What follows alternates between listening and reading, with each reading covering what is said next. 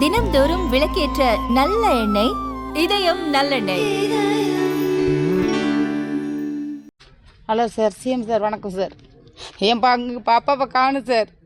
நான் திருப்பூரில் வசித்து வர்றேன் சார். எனக்கு ஊர் நெனேடுப்பு. இங்கே நடுவூர்ச்சிலேருந்து தூத்துக்குடி மாவட்டம் கொம்படிக்கோட்டை வழி. கொம்படிக்கோட்டை காலேஜில் என் பிள்ளைய ஃபஸ்ட்டு 17 வயசுக்கார பிள்ளைய கொம்படிக்கோட்டையில் சேர்த்துருந்தேன் சார். எனக்கு உடம்பு நல்லா சரியில்லை.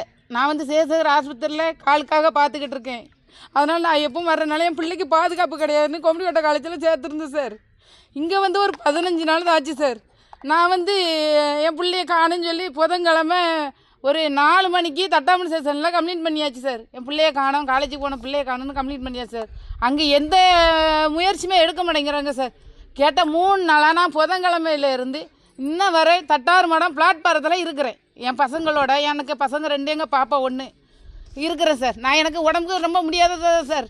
அதனால் நான் அங்கே எந்த கம்ப்ளைண்ட்டும் அவங்க எடுக்க மாட்டேங்கிறேன். கேட்டால் நீங்கள் வாய் பேசுகிறீங்க, நீங்கள் வெளியில் போங்க சொல்லி தகாதான வாயில் திட்டுறாங்க எங்களை. அப்போ நான் அங்கேருந்து இப்போ சாத்தாங்குளத்துக்கு வந்திருக்கேன்.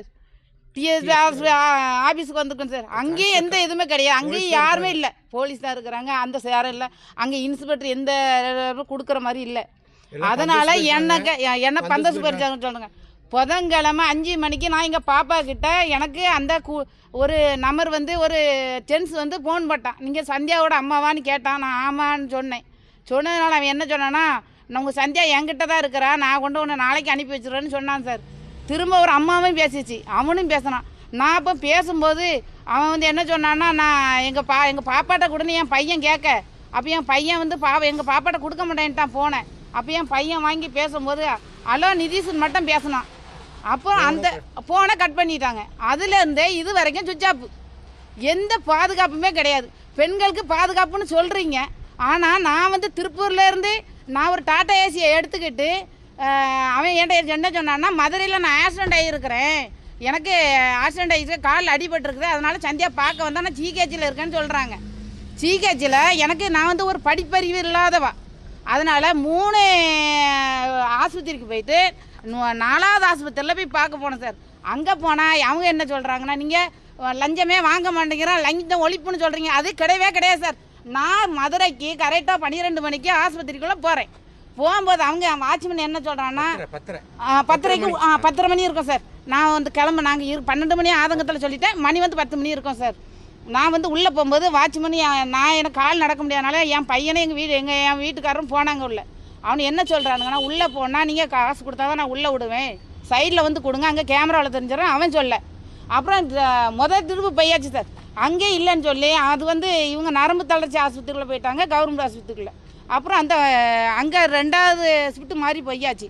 அங்கே நாங்கள் எங்கள் பாப்பா பார்க்கணுன்னு சொல்லி கேட்கும்போது, இப்படி பாப்பா இங்கே ஜிஹெச்சில் தான் இருக்கேன்னு அவன் சொன்னான். நாங்கள் பார்க்க வந்துருக்கோம் சொல்லி அங்கே ரெஸ்பான்ஸ் கிடையாது. அப்புறம் அங்கே நர்ஸு விடமாட்டேங்கிறாங்க. ஒரு நர்ஸமாக விடலை. ஆனால் எங்கள் வீட்டுக்கார் பாதுகாப்பு கேட்குற கட்சிட்டு அந்த அம்மா காலில் விழுந்திருக்காங்க சார். காலில் விழுந்து அந்த அம்மாவுக்கு 100 ரூபா கொடுத்தோன்னா அந்த அம்மா உள்ளே பார்க்க விட்டுருக்காங்க. அப்படி எந்த சார் லஞ்ச ஒழிப்பு பண்ணுறீங்க? என் வீட்டுக்காரரு காவல்துறை புகார் கொடுத்ததுக்கு ஏதோ நடவடிக்கை எடுத்திருக்காங்க இல்லை.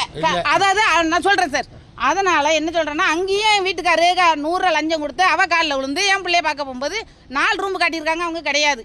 அப்புறம் நான் வெளியில் நிற்கும்போது 2 ரவுண்ட்ஸ் போலீஸ் வந்தாங்க. அவங்ககிட்டையும் அவங்க குறைய சொல்லியிருக்கேன். அவங்க என்ன சொல்கிறாங்க, நீங்கள் தட்டாமணத்தில் தானே கொடுத்துருங்க, அங்கே போய் பேசுங்கன்னு சொல்லிட்டாங்க. அப்புறம் என்ன சார் பெண்கள் நாங்கள் சிங்கப்பெண் படையை அமைச்சிருக்குன்னு சொல்லியிருக்கீங்க, என்ன சார் பண்ணுறாங்க? ஏன் 17 வயசு பிள்ளைய உங்களுக்கு காப்பாற்றி தர முடியலையே? சிங்கப்பெண் படைக்கு ஃபோன் பண்ணுறாங்க, நீங்கள் தட்டாமடத்துக்கு போங்க, நாங்கள் சொல்லியிருக்கேன்னு சொன்னாங்களே, என்ன சார் பாதுகாப்பு எடுத்தாங்க? என்னங்க சிங்கப்பெண் படை சொல்கிறீங்க? அதை சொல்லவே சொல்லாதுங்க சிஎம் சார். எனக்கு என்ன 1 மணி நேரத்தில் ரிசல்ட் தரலனா என் குடும்பம் தற்கொலை பண்ணுவேன். இது யாரும் எனக்கு சொல்லி தரல. நான் என்ன சொல்கிறேன்னா, சாத்தாங்குளத்தில் 1 மணி நேரத்தில் எனக்கு ரிசல்ட் வரலனால் என் குடும்பத்தோட என் பையன் என் வீட்டுக்காரன் நான் கண்டிப்பாக நான் மன உளைச்சலில் இருக்கேன் 3 நாளாக. ஆனால் கண்டிப்பாக தீ குளிக்கப்படும். அது உங்களோட விருப்பம். நான் எனக்கு ரொம்ப கொடுமையில் என் பிள்ளை பேசுனதோடு நிப்பாட்டிட்டு இருக்காளா செத்துட்டாளான்னு உங்கள் ஆட்சியில் சார் இப்படி பண்ணுறீங்களே சார். என் பிள்ளைய நான் 3 நாளாக சொல்கிறேன்னு சார். 17 வயசு பிள்ளைய காணுன்னு சொன்னால் அவங்க சார் பெட்டிஷன் கொடுத்ததுக்கு பிள்ளையோட வயசு எழுதலை, பிள்ளை பேர் போடலை, என்ன சார் தட்டாமத்தான் சேசன் சாத்தாங்குளத்தில் என்ன ரிசல்ட் கொடுக்குறோம் ஒன்றுமே கிடையாது சார். ஆனால் ரொம்ப மோசமாக பேசுகிறாங்க சார்.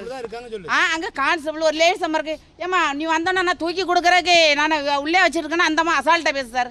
ஏன் சார் தட்டாமல சேசன் எதுக்கு இருக்குது சார்? பெண்கள் பாது சிங்கப்பெண் படம் சொன்னீங்களே, நான் இது வரைக்கும் 3 நாள் இருக்கேன். யார் சார் என்னை வந்து பார்க்க வந்தா? என் பிள்ளை இருக்கா செத்து போச்சா சார்? எனக்கு என் பிள்ளை செத்த சர்டிஃபிகேட்டாவது கொடுங்க சார். என் பிள்ளை இறந்த சர்டிஃபிகேட்டாவது கொடுங்க சார்.